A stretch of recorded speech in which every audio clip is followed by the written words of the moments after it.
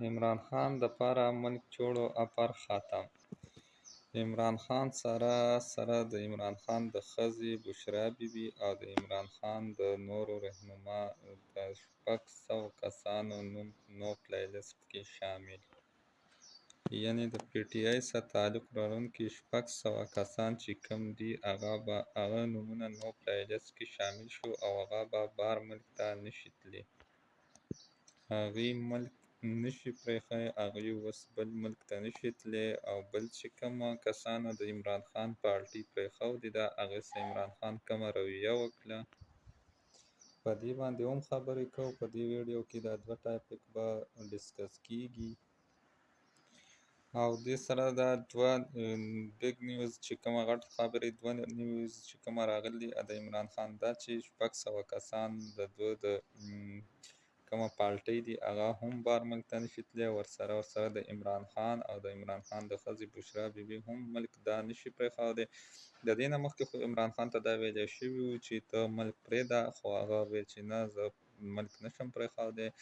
نو هغه اوس ملک نشي پریښودی، هغه نوم نو پلیلیسټ کې شامل شو. ورسره د پی ټی آی چې کومه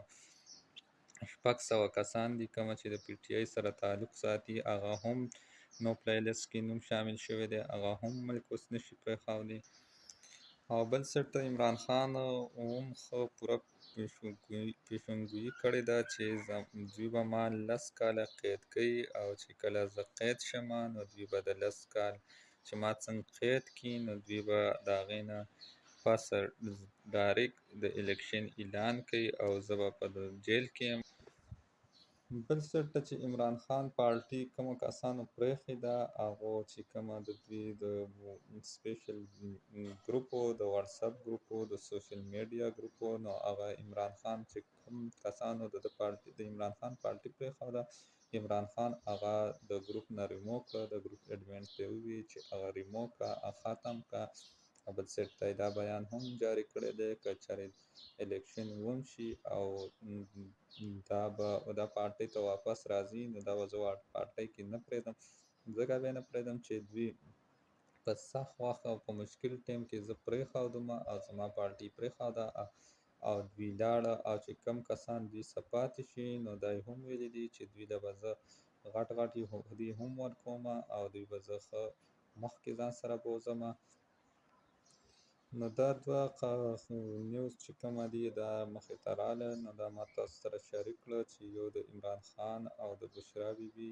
ورسره د 600 کارکونکو کم کسان چې دي هغه هم د دوی نومونه نو پلیلیسټ کې شامل شو او دا اوس ملک نشي پریښودی، دا به په پاکستان کې.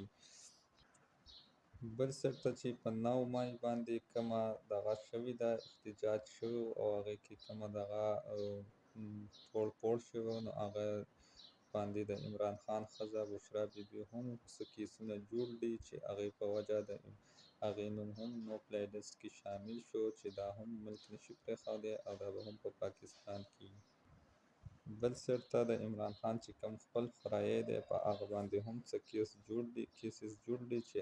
هغه د آرمي په عدالت کې اپریټ کوي او هغه د آرمي په عدالت کې د هغې تعریف او د هغې دغه کوي هغې ته مخامخ کیږي. ورسره چې کوم په احتجاج کې کوم کسانو کومه توړ پوړ کړې ده هغو ګرفتاریانې هم شروع دي او د دې نه علاوه چې کومه نور قسم دغه شوي دي هغې په کال کې هم کالونه چې کوم دي هغه هم لګیا دي ټریکینګ کوي او